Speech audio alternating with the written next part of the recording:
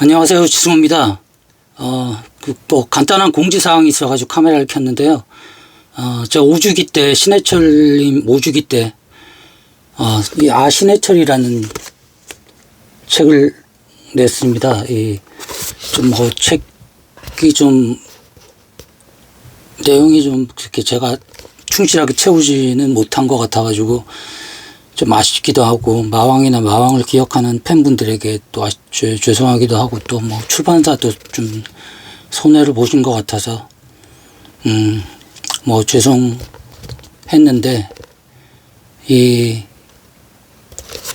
책을 낸 목선제 출판사 대표님께서, 그래도 10주기인데, 마왕 10주기인데 뭘 우리가 기억한다는 조그만 이벤트라도 해야 되지 않겠느냐 라고 말씀하셔가지고 제가 이렇게 지금 요즘 출판 시장도 그렇게 좋지 않고 책이 많이 팔리지 않는 시절이라 제가 막상 내달라고 말씀을 드리긴 어려운 상황인데 먼저 제안을 해 주시면서 개정판을 냈으면 좋겠다. 근데 이걸 그대로 내면 이제 좀 그러니까 좀 내용을 좀 이렇게 약간 채워가지고 내자고 말씀을 하시더라고요. 그래가지고 이제 일단 그 10주기 맞춰가지고 책을 내고, 물론 이제 신해철님 측에서도 어떤 행사를 준비하는지 모르겠지만, 저희 나름대로 그 책을 가지고, 마왕을 기억하는 분들을 모시고 좀 소소한 오프라인 이벤트를 좀 해볼까 합니다. 근데 이제 책 내용을 좀 채워야 되기 때문에 우선 제가 생각했던 게 아무래도 마왕 하면 또 가장 마왕에 대해서 잘 아시는 분이 음악평론가 강원 선생님일 것 같아서 이 책은 다 신해철님 팬분이시라면 다 아시는 책일 겁니다. 신해철. 강원 선생님 음악평론가이고 이렇게 사인도 해주셨네요. 음악평론가시고 신해철님에 대한 애정이 굉장히 많은 분이라 이분에게 어떤 신해철에 대한 지금의 감상, 신해철이라는 음악가가 가지는 역사적 의미 같은 것들을 여쭤보면 또 굉장히 의미 있는 텍스트가 되지 않을까라고 생각해서 인터뷰 요청을 드렸고 흔쾌히 응해 주셨습니다. 그래서 아마 이달 말경에 만나 뵐 것 같고요. 혹시 강원 선생님에게 신해철 씨 관련해서 신해철님 관련돼서 질문 있으시면 댓글로 달아주셔도 좋을 것 같고요. 이 책은 아마 신해철 님 좋아하시는 분이라면 아마 이 책도 엄청나게 좋아하실 것 같고 팬분들은 이렇게 같이 많이 좋아하시더라고요. 같이 이렇게 두고 이렇게 마왕 신해철님의 유고집이었죠. 돌아가시고 살아계실 때 직접 쓰신 책은 없었는데 이제 돌아가시고 원고를 모아가지고 냈던 책이 이제 이 마왕 신해철이고요. 윤원희 님께서 이렇게 또 그때 이렇게 또 저한테 책을 보내주셔가지고 좀 가슴이 찡했던 기억이 나고요. 그리고 당연히 저하고 같이 했던 신해철의 캐변 독설, 이것도 너무 두 번째 캐변 독설 2를 빨리 기획을 해서 냈어야 되는데 그렇게 또 황망하게 가신 바람에 아무튼 좀 계속 뭔가 생각은 하고 해야 되겠다라고 마음만 먹는데 제 상황이 여의치 않고 저도 좀 약간 여러 가지로 건강 상태도 안 좋다 보니까 좀 이렇게 지지부진한 부분들에 대해서는 좀 혹시라도 기대하셨던 분들에게는 죄송하다는 말씀을 드리고 싶고요.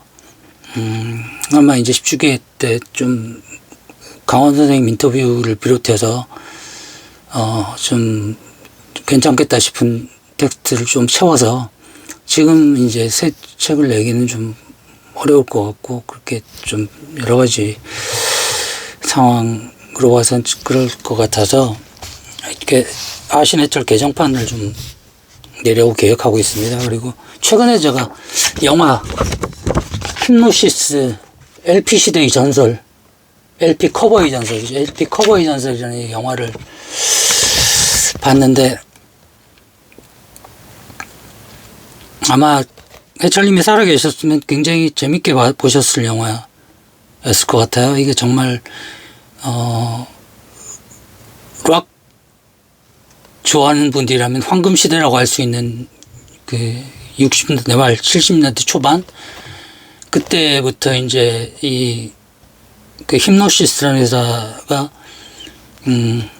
핑크 플로이드나 뭐 빌보드 차트에서 그 가장 오래 빌보드 앨범 차트에서 가장 오래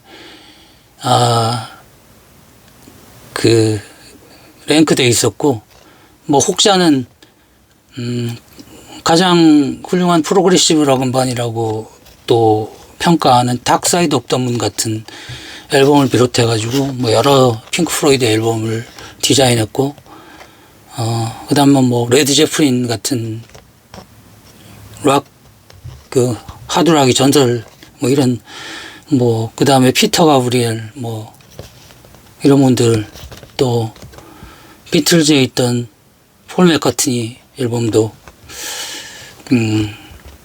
커버를 제작하셨고 뭐 커버를 예술로 만드신 분이죠. 근데 그때 참 신해철님은 한국은 너무 좁아가지고 정말 전국 순회 공연을 돌아도 그 몇 달이면 끝난다 뭐 이렇게 말씀하셨는데 그때 레드 제플린이나 뭐 이런 그룹들은 전 세계 투어를 한 2년간 해도 뭐 미국만 해도 뭐 정말 미국 주요 50개 도시만 해도 그 스타디움을 꽉꽉 채우면서 공연할 수 있는 그 행복한 시대였기 때문에 정말 전용기를 타고 다니면서 그랬던 시대였죠. 그렇기 때문에 앨범 커버에도 굉장히 많은 그 돈을 투자할 수 있었던 시절이었고요. 그래서 그 당시 돈으로 5만 불, 뭐 지금 뭐 하면 거의 뭐 6억 가까이 되는 돈을 앨범 자켓 하나 디자인하는데 썼다는 얘기니까 지금으로 치면 뭐 몇 배 그 훌쩍 넘어간 돈이겠죠. 그렇게 아티스트도 앨범 커버의 예술성을 알고 있었던 시대고 그 시대를 정말 풍미했던 회사가 힙노시스라 그 회사의 역사를 쭉 이제 다큐멘터리로 만들었던 전설적인 명발들의 놀라운 뒷이야기라고 이렇게 나와 있는데 아마 신해철 님도 그 한국에서는 정말 보기 드물게 어쩌면 최초로 앨범 커버에 대한 인식을 깊게 하셨던 분이죠. 아마 힙노시스나 이런 회사들의 로저 딘 같은 사람들의 영향을 좀 받았을 거라고 봅니다. 그래서 전상일 공작소라는 이제 전상일 선생님하고 같이 협업을 해서 굉장히 이제 독특한 커버 아트를 냈던 걸로 유명하고요. 또 이 재밌는 건 오아시스만 해도 엄청난 슈퍼 그룹이지 않습니까? 돈도 많이 벌었고. 근데 노엘 갤러거가 늘 이제 앨범 자켓을 보고 이제 앨범 자켓을 결정할 때 좀 쉽게 결정하고 몇 년 뒤에 이제 그 스태프들한테 물어봤더랍니다. 자기가 결정해놓고 술 마시고 자기 결정해놓고 야, 이 앨범 커버 누가 결정했어? 그랬더니 아니 네가 했잖아. 그럼 내가 했어? 그래가지고 뭐 이렇게 늘 그런 식으로 해갖고 나중에 후회하고 뭐 이렇게 했다는데 그래서 이제 그 물어봤습니다. 노엘 갤러거한테 기자가 왜 힙노시스랑 작업을 하지 않았습니까? 그랬더니 너무 비싸서요. 비싸긴 했죠. 그 당시 5만 불. 그리고 정말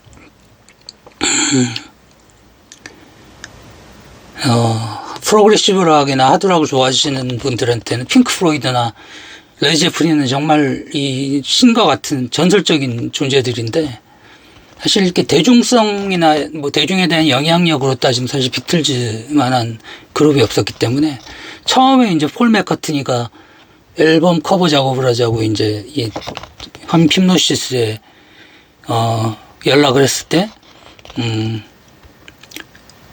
그 디자이너가 그런 생각이 들더랍니다. 와, 신에게서 전화가 온 줄 알았다. 이렇게 얘기해서 그 정도로 어쨌든 비틀즈 자체도 아니고 비틀즈의 멤버였던 비틀즈에서 굉장히 비중이 큰 멤버 폴 맥카트니와 존 레논이긴 하지만 멤버의 전화를 받았는데도 그럴 정도였으니까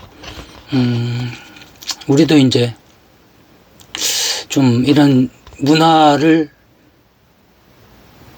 돈만이 아니라 어떤 예술적인 가치로 인정하고 투자할 수 있는 아티스트가 많아졌으면 좋겠는데 사실 좀 그렇지 못하고 약간 이렇게 그 돈의 어떤 논리로 많이 돌아가는 것 같습니다. 이럴 때는 해철님 같은 경우 이런 시대의 음악에 대해서 음악을 하는 거에 대해서 뭐라고 하셨을지 굉장히 궁금하기도 하고요. 굉장히 좀 슬퍼하셨을 것 같기도 하고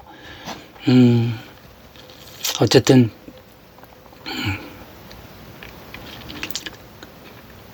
나름대로 신해철님을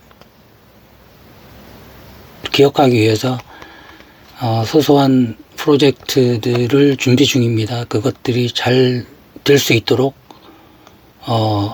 좀 격려 부탁드리고요. 또 어떤 결과물이 나오면 소식 전해드리겠습니다. 네, 감사합니다.